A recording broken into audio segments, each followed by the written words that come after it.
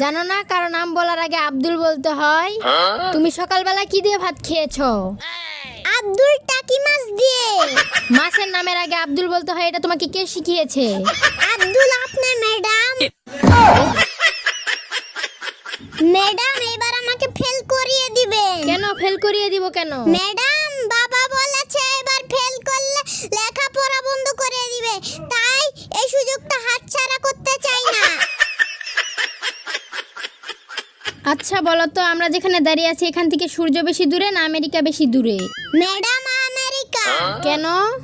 Madam আমরা যেখানে দাঁড়িয়ে আছি এখান থেকে আমরা সূর্য দেখতে পাবো, কিন্তু আমেরিকা দেখতে পাবো না। আচ্ছা বলো তো, শিক্ষকদের স্থান কোথায়? ম্যাডাম আমার পিছনে। কেন পিছনে কেন? বাবা বলেছে তোর পিছনে কতগুলা শিক্ষক লাগালাম, তাও তুই ফেল করেছিস।